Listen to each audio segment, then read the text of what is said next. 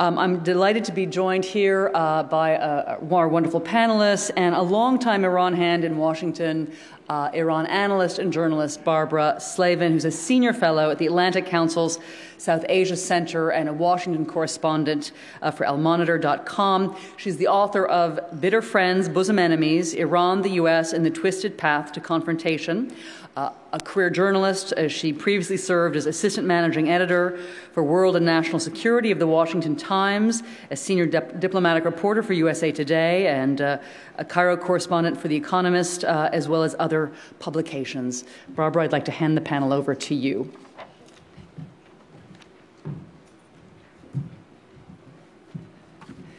Thanks, Kate. Thanks very much. Well, here we are again. Hope springs eternal. We've had our elections, and it seems there's a little bit of optimism in the air about the possibility of resolving some of our differences with Iran through diplomacy. So we've assembled a really fantastic panel to look at that, see whether that's realistic or not. And we're going to start with Mehrzad Boroujerdi, who's going to give us the view from Tehran. Mehrzad is the founder and director of the Middle Eastern Studies program at Syracuse University, as well as an associate professor of political science there. He's editor of the Modern Intellectual and Political History of the Middle East book series, and he's editor for the International Journal of Middle East Studies. Mehrzad is an expert on internal Iranian politics. He's done some very interesting analyses on the makeup of the parliament and the cabinet. So I'm hoping that you will let us know exactly how likely it is that Iran will actually come prepared to negotiate with the United States. Thanks.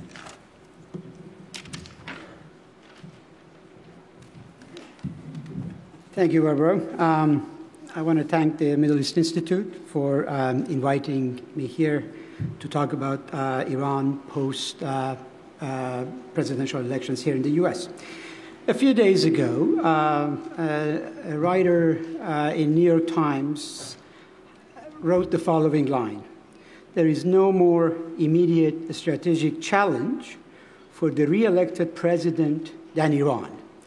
We heard very much the same type of assessment in the first panel of the day, too, where one of our colleagues said, if we cannot chew and walk at the same time and the administration has to choose one topic, it has to be Iran, Iran, Iran. I fully agree with that assessment. The part, however, that I respectfully disagree with my colleague was about the prescription about what to do if there is no agreement, which was then attacked him. As was mentioned, I come from the middle of nowhere called Syracuse. And every time I come to Washington, I get a sense that this is a bit of a strange place in the sense that there is what I see to be a great deal of group thinking going on. We talk about Iran, and yet the Iranian voice is really absent from 99% of these conversations. Last time I checked, it took two to tango. And I want to remind everyone again about how crucial it is to really be listening to what the Iranians have to say rather than speaking for them. Let me add as a footnote, I am in no position to be a spokesman for the Iranian government, considering that I'm regarded as a leading counter-revolutionary by the state and can't go back. So that's not my task. However, my task is to try to, I think, bring some sober analysis so that we can have a more serious discussion about Iran than some of the things we hear.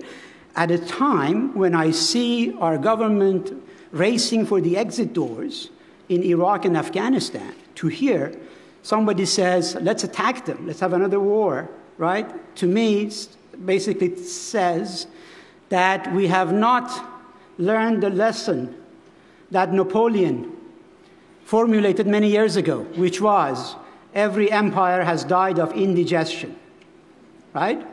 If Iraq and Afghanistan are giving you a heartburn, keep in mind that Iran is a country that is bigger in size, geographical size, as well as population than those two countries combined. Okay, so let's be realistic about what can we do and we cannot do about Iran. Now, my argument to get to the bottom line is the following. There is no military solution to Iran. neither by the Israelis or by the Americans. So I think let's take that out of the calculation and discussion, because frankly, we have been giving Iran so many deadlines and red lines. Those deadlines and red lines have come and gone. Nothing has happened. If I was in the position of the Iranian leadership, I too will lose any type of respect for deadlines and red lines coming from Tel Aviv and Washington. So if there is no military solution, that takes us to the other alternative that is hard to talk about and digest, but nonetheless, I think is the only game in town. At the end of the day, after all the posturing is done, right, that we get to the point that there has to be a diplomatic discussion with Iran, because frankly, as somebody else said again this morning, life will continue even after Iran goes nuclear. It's not the end of the day, right? It's not the end of the world.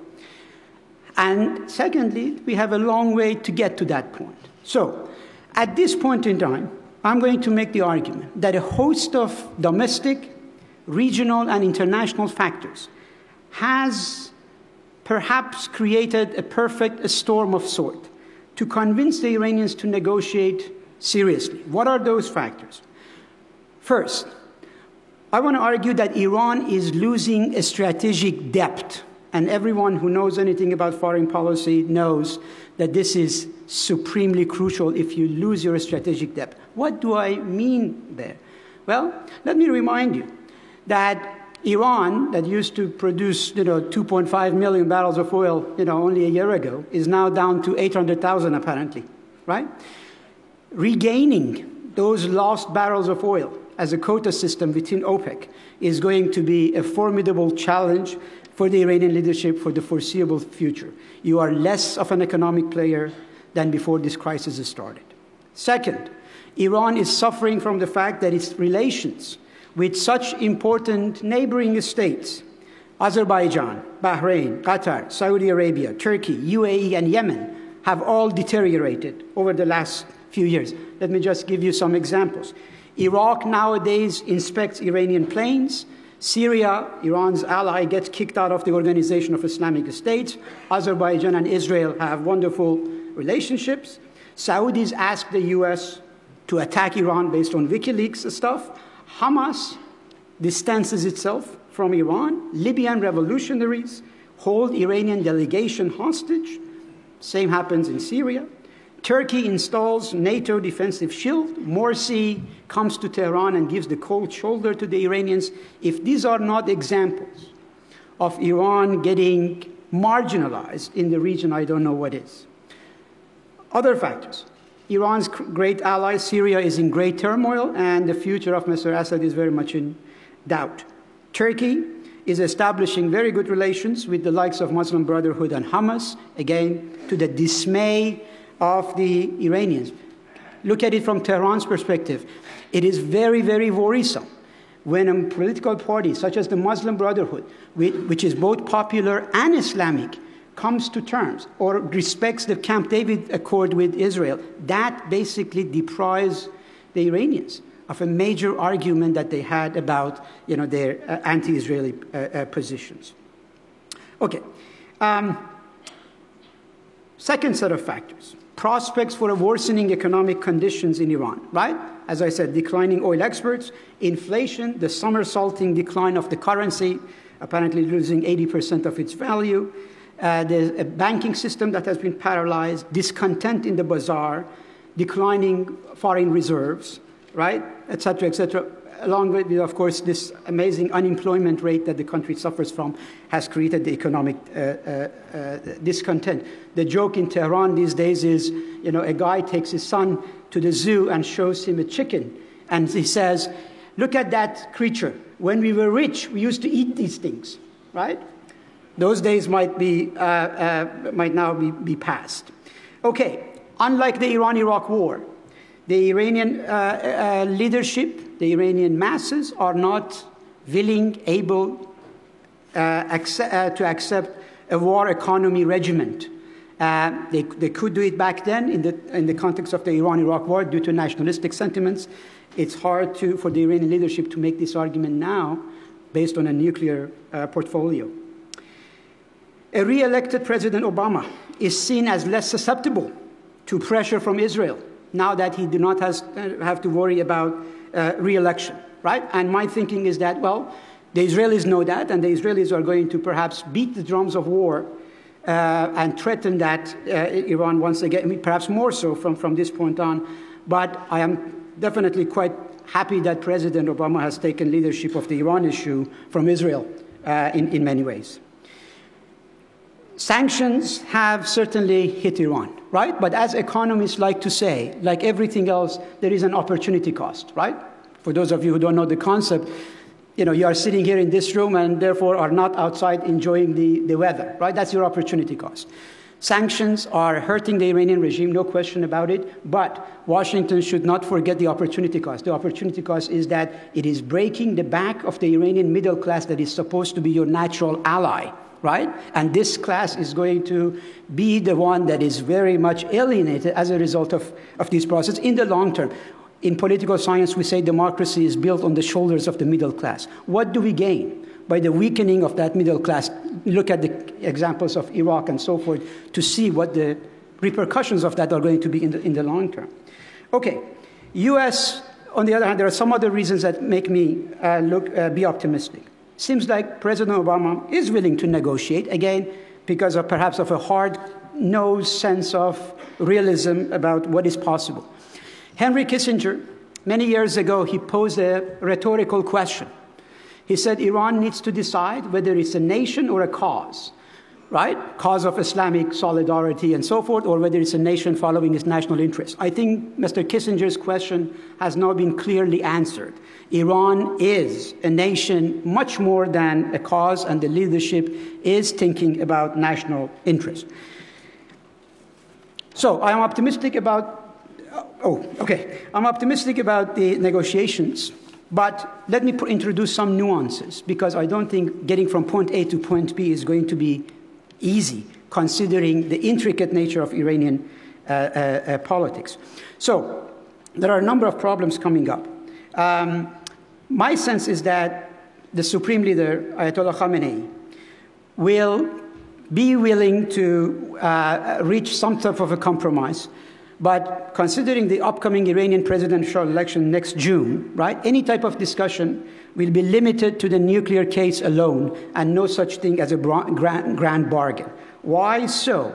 Because the Supreme Leader knows that if he were to do that, the next presidential election in Iran basically becomes a referendum on what the nature of U.S.-Iran ties should be. And considering that we don't know whether one of his yes men is going to become the actual president of Iran next year, it doesn't make political sense. It is not prudent for the Iranian leadership to want to put everything on the table and say, let's bargain in a big time. If I was reading the tea leaves of Iranian politics, I would say the following. The best position for the negotiation is to conduct negotiations on the sidelines of the P5+1. However, the Iranians are open to also have one-on-one discussions with their counterparts in the U.S.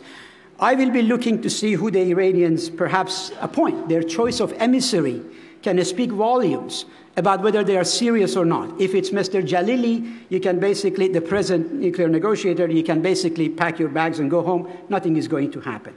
If it's somebody of the stature of former Foreign Minister Velayati or former nuclear negotiator Hassan Rouhani, or even the Speaker of Parliament Ali Larijani, who can, of course, get a sabbatical from his position and lead in the negotiations, then the Iranians are sending a signal that we are serious about negotiations.